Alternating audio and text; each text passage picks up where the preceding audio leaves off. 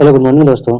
आज हम लोग देखने वाले हैं 100+ जीके का 100+ इम्पोर्टेंट जीके जो कि बार बार एग्जाम में पूछे जाते हैं, जो कि बार बार हर प्रतियोगिता परीक्षा में पूछे गए प्रश्न इसमें शामिल किया गया है। ठीक है, इसमें हम लोग देखें एंशिएंट हिस्ट्री। ठीक है, एंशिएंट हिस्ट्री मतलब प्राचीन भारत से महत्वपूर्ण क्वेश्चन 100+ क्वेश्चन देखेंगे। ठीक है, जो यार एग्जाम में पूछे जाते हैं। सबसे पहले जान लेते हैं कि हिस्ट्री के अध्ययन के लिए हम लोग इसको तीन भागों में बांटकर इसका स्टडी करते हैं, अध्ययन करते हैं। फर्स्ट में होता है प्राचीन मतलब एंशिएंट हिस्ट्री, सेकंड में होता है मिडाइवल मतलब मध्यकालीन भारत, और थर्ड में होता है मॉडर्न इंडिया यानी कि आधुनिक भारत या वर्ल्ड हिस्ट्री। तो इसको तीन पार्ट में हम लोग इसका बांटकर स्टडी करते हैं। तो आइए हम लोग बिना देरी के शुरू करते हैं। फर्स्ट क्वेश्चन है, भारत में मानव का सर्वप्रथम साक्ष्य कहाँ प्राप्त हुआ? मानव का साक्ष्य, साक्ष्य मतलब क्या होता है? सबूत। भारत में मानव का सर्वप्रथम साक्ष्य कहाँ प्राप्त हुआ है? तो नर्मदा घाटी से प्राप्त हुआ है। सर्वप्रथम प्राचीनतम अस्थायी जीवन के प्रमाण मिले हैं कहाँ से? मेहरगढ़ से मिले हैं। फिर से क्वेश्चन रिपीट कर दे रहे हैं। सर्वप्रथम प्राचीनतम अस्थायी जीवन के प्रमाण मिले हैं, प्रमाण मतलब सबूत, ठीक है, मेहरगढ़ से मिले हैं। एक ही कब्र से 3 मानव कंकाल के अवशेष कहाँ से मिले हैं? तो दमदमा से। एक ही कब्र से 3 मानव कंकाल के अवशेष मिले हैं, कहाँ से मिले हैं? दमदमा से मिले हैं। गर्त आवास के साक्ष्य मिले हैं कहाँ से? बुर्जहोम से। गर्त आवास के साक्ष्य मिले हैं कहाँ से? बुर्जहोम से मिले हैं। नेक्स्ट क्वेश्चन देखते हैं हम लोग। मानव के साथ कुत्ते को दफनाने का साक्ष्य कहाँ प्राप्त हुआ है? तो ये बुर्जहोम से। उस टाइम क्या है, मानव के साथ कुत्ते को भी दफना दिया गया था। ठीक है, हम लोग जानते हैं कि सबसे पहले मनुष्य किसको किसको पालतू बनाया? तो कुत्ते को ही पालतू बनाया। ठीक है, इस बात को याद रखना है। देखते हैं, फिर से हम लोग क्वेश्चन रिपीट करते हैं। मानव के साथ कुत्ते को दफनाने का साक्ष्य कहाँ मिला है? तो बुर्जहोम से मिला है। जुते हुए खेत का साक्ष्य प्राप्त हुआ है कहाँ से? कालीबंगा से। जुते हुए खेत का साक्ष्य कहाँ से प्राप्त हुआ? तो कालीबंगा से। कालीबंगा के बारे में एक और चीज जानते हैं। कालीबंगा कौन सी जगह पे? तो राजस्थान। कालीबंगा किस जगह पे है? तो राजस्थान। ये भी प्रश्न आते हैं एग्जाम में, इसलिए सोचे बता देते हैं। नेक्स्ट क्वेश्चन, अग्निकुंड का साक्ष्य कहाँ प्राप्त हुआ है? कालीबंगा एवं लोथल से। ठीक है, अग्निकुंड का साक्ष्य प्राप्त हुआ है कहाँ से? कालीबंगा एवं लोथल से। युगम समाधि का प्रमाण मिला है। युगम समाधि मतलब एक साथ पति और पत्नी। ठीक है, उसको युगम समाधि उसको कहते हैं। तो ये कहाँ से मिला है? युगम समाधियां का साक्ष्य कहाँ मिला है? कहाँ से मिला है? तो ये कालीबंगन और लोथल से मिला है। के बाद एल आता है ना, तो कालीबंगन और लोथल से मिला है क्या? युगम समाधियां मिला है। युगम समाधियां मतलब एक साथ पति और पत्नी को दफना दिया गया था। तो ये कहाँ से मिला है साक्ष्य? तो कालीबंगन और लोथल से मिला है। नेक्स्ट क्वेश्चन, नक्काशी ईंटेदारों नक्काशी नक्काशी ईंटों का प्रयोग साक्ष्य के रूप में हुआ है कहाँ पर? ये कालीबंगन में। नक्काशी ईंट मतलब ये होता है कि नक्शा, ईंटों पे क्या है? नक्शा बनाया हुआ ईंट का साक्ष्य कहाँ से प्राप्त हुआ? तो ये कालीबंगन जो कि राजस्थान से प्राप्त हुआ है। नर्तकी कांस्य मूर्ति का साक्ष्य प्राप्त हुआ है तो मोहनजोदड़ो से। नर्तकी मतलब डांसर की कांस्य मूर्ति, कांस्य कहते हैं ब्रॉन्ज को। ठीक है, तो नर्तकी की कांस्य मूर्ति का साक्ष्य कहाँ से मिला है? प्राप्त हुआ तो ये प्राप्त हुआ मोहनजोदड़ो से। शव को दफनाने के पर्चा का प्रचलन था तो ये हड़प्पा में शव को दफनाया जाता था। हड़प्पा में क्या किया जाता था? शव को दफनाते थे। और शव को जलाने की प्रथा कहाँ थी? तो मोहनजोदड़ो को। शव को जलाने की प्रथा का प्रचलन कहाँ था? तो ये मोहनजोदड़ो में था। शव को जलाने की प्रथा था। 3 मुख वाले देवता की मूर्ति प्राप्त हुई कहाँ से? मोहनजोदड़ो से। मोहनजोदड़ो से 3 मुख वाले देवता मतलब 3 गो उनका मुख होता था, मुंह होता था। तो 3 मुख वाले देवता की मूर्ति प्राप्त हुई है कहाँ से? मोहनजोदड़ो से प्राप्त हुई है। मिट्टी द्वारा निर्मित हल का साक्ष्य प्राप्त हुआ है कहाँ से? बनवाली से। मिट्टी से बनाया गया हल का साक्ष्य प्राप्त हुआ है कहाँ से? तो बनवाली से प्राप्त हुआ है। उन्नत जल प्रबंधन का साक्ष्य प्राप्त हुआ है कहाँ से? धौलावीरा से। उन्नत जल प्राप्त हुआ है कहाँ से? धौलावीरा से। उन्नत जल प्रबंधन साक्ष्य प्राप्त हुआ धौलावीरा से। शैलकृत स्थापत्य के प्राचीनतम प्रमाण प्राप्त हुए कहाँ से? धौलावीरा से। वैसे हड़प्पाकालीन स्थल जो 3 भागों में विभक्त था, मतलब 3 भागों में बटा हुआ था, वो कौन था? धौलावीरा था। धौलावीरा 3 भागों में बटा हुआ था, 3 भागों में विभक्त था। याद रखना इसको, क्वेश्चन में बार बार पूछे जाते हैं। कृषि के प्रथम साक्ष्य प्राप्त हुए कहाँ से? मेहरगढ़ से। कृषि के प्रथम साक्ष्य प्राप्त हुए कहाँ से? मेहरगढ़ से प्रथम साक्ष्य प्राप्त हुए हैं। कृषि का प्राचीनतम साक्ष्य प्राप्त हुआ है कहाँ से? कोल्डिहुआ से। ठीक है, कोल्डिहुआ से सबसे पहले चावल मिला था, ये भी बात याद रखना है। कोल्डिहुआ से सर्वप्रथम चावल मिला था। आग का आविष्कार हुआ था किस काल में? पुरापाषाण काल में। पहिए का आविष्कार हुआ था नवपाषाण काल में। मानव द्वारा सर्वप्रथम प्रयुक्त अनाज मतलब जो इस्तेमाल में लाया गया वह अनाज कौन था? तो जौ था, जिसको हम लोग यौ कहते हैं। मानव द्वारा सर्वप्रथम प्रयुक्त किया गया अनाज कौन था? तो जौ था, जिसको संस्कृत में क्या कहते हैं? यौ कहते हैं। ठीक है, याद रखना है। मानव द्वारा सर्वप्रथम प्रयोग में लाया गया धातु कौन सा था? तो तांबा। मानव द्वारा प्रयुक्त अनाज पूछेगा तो जौ, और ये सर्वप्रथम प्रयोग में लाया गया धातु पूछेगा तो तांबा। राष्ट्रीय मानव संग्रहालय स्थित है राष्ट्रीय मानव संग्रहालय स्थित है कहाँ पर? भोपाल में। सिंधु सभ्यता का प्रमुख बंदरगाह लोथल और सुरकोतदा थे। सिंधु सभ्यता का प्रमुख बंदरगाह कौन कौन से थे? तो लोथल और सुरकोतदा बंदरगाह थे। हड़प्पा एवं मोहनजोदड़ो को संयुक्त राजधानी किसने कहा था?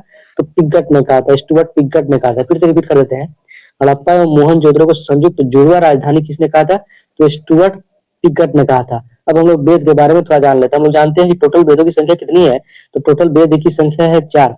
फर्स्ट पहले आएगा सबसे पुराना वेद तो ऋग्वेद, यजुर्वेद यजुर्वेद यजुर्वेद, उसके बाद आएगा सामवेद, और सबसे नया और सबसे बाद का वेद आएगा अथर्ववेद। अथर्ववेद सबसे बाद का वेद कौन सा आएगा? तो अथर्ववेद आएगा। इसमें जादू टोना तंत्र मंत्र भी दिया गया है। तो आइए एक एक करके हम लोग वेद के बारे में पढ़ते हैं। सबसे पहले ऋग्वेद के बारे में जानेंगे। ये सबसे प्राचीनतम वेद है। सबसे पुराना वेद कौन सा है? तो ऋग्वेद है। इस वेद के ऋचाओं को पढ़ने वाले ऋषि को होत्री कहते हैं। क्या कहते? याद रखना ये। इस वेद के पढ़ने वाले, इस वेद किस वेद के? ऋग्वेद के बारे में बात हो रही है ना। तो इस वेद के ऋचाओं को पढ़ने वाले ऋषि को होत्री कहते हैं। इस वेद के तीसरे मंडल में गायत्री मंत्र का उल्लेख है। गायत्री मंत्र का उल्लेख किस मंडल में है? तो तीसरे मंडल में उल्लेख है। इस वेद में 9वें मंडल में देवता सोम देवता के बारे में बताया गया है। कौन से मंडल में बताया गया? तो 9वें मंडल में देवता सोम के बारे में बताया गया। नेक्स्ट देखते हैं, इस वेद के 10वें मंडल में 4 वर्ण ब्राह्मण, क्षत्रिय, वैश्य और शूद्र का उल्लेख है। इस वेद में इंद्र के लिए 250, अग्नि के लिए 200 ऋचाओं की रचना की गई। किस वेद की बात हो रही है? तो ये ऋग्वेद की बात हो रही है। गोत्र शब्द का सर्वप्रथम उल्लेख इस वेद में किया गया है। हमेशा ना राहुल गांधी के गोत्र पर लोग क्वेश्चन उठा देते हैं, तो वही गोत्र शब्द का सर्वप्रथम उल्लेख ऋग्वेद में ही है। यह इस वेद में गाय के लिए अधन्य शब्द का प्रयोग किया। अधन्य यह होता है ना जिसको मारा नहीं जा सके, वो होता है। अब हम लोग देखते हैं दूसरे नंबर पे कौन? यजुर्वेद। इसके ऋचाओं को पढ़ने वाले ऋषि को अध्वर्यु कहते हैं। क्या कहते हैं? यजुर्वेद के पढ़ने वाले इसके ऋचाओं को अध्वर्यु कहते हैं। ठीक है, याद रखना है। यज्ञों के नियम एवं विधि विधानों का संकलन भी इसी में मिलता है। यह से यजुर्वेद और यह से यज्ञ भी होता है, ध्यान रखना है। एक ट्रिक था तो सोचे बता देते हैं। यज्ञ के जितने भी नियम और विधि है ना, यजुर्वेद में ही मिलता है। इस वेद में बलिदान विधि की भी व्याख्या, यज्ञ और बलिदान की भी यजुर्वेद में ही है। इसमें गद एवं पद दोनों, यजुर्वेद में क्या है? गद एवं पद दोनों है। इसके बाद कौन सा आता है? सामवेद। तीसरे नंबर पे कौन सा आएगा? तो सामवेद आएगा। सामवेद तीसरे नंबर पे। इसके ऋचाओं को पढ़ने वाले ऋषि को उद्रात्री कहते हैं। सामवेद के ऋचाओं को पढ़ने वाले ऋषि को उद्रात्री कहते हैं। इस वेद को भारतीय संगीत का जनक कहते हैं। भारतीय संगीत का जनक किसको कहते हैं? तो सामवेद को कहते हैं, याद रखना है। स से संगीत और स से सामवेद, याद रखना है। अब सबसे हम लोग देखते हैं लास्ट का वेद कौन सा है? अथर्ववेद। इसी वेद में सर्वप्रथम औषधि का उल्लेख मिलता है। औषधि मतलब मेडिसिन, दवा। ठीक है, अथर्ववेद में ही मिलता है। फिर से रिपीट कर देते हैं, इसी वेद में सर्वप्रथम औषधि का उल्लेख मिलता है। इसमें सभा एवं समिति को प्रजापति की पुत्री कहा गया है। इसमें सभा और समिति को प्रजापति की पुत्री कहा गया है। और हम लोग इसका नोट देख लेते हैं, जो कि इंपोर्टेंट इसमें चीज दिया रहता है नोट्स में। देखिए, तो सबसे प्राचीन वेद और सबसे बाद का वेद कौन है? अथर्ववेद है। ठीक है, यजुर्वेद तथा सामवेद किसी भी विशिष्ट ऐतिहासिक घटना का वर्णन नहीं मिलता है। वेदों की संख्या टोटल कितने बताए थे? 4। वेदांत की संख्या 6, पुराण की संख्या 18, उपनिषद की संख्या 108। उपनिषद की संख्या कितनी है? तो 108। अब हम लोग देखते हैं धर्म के बारे में।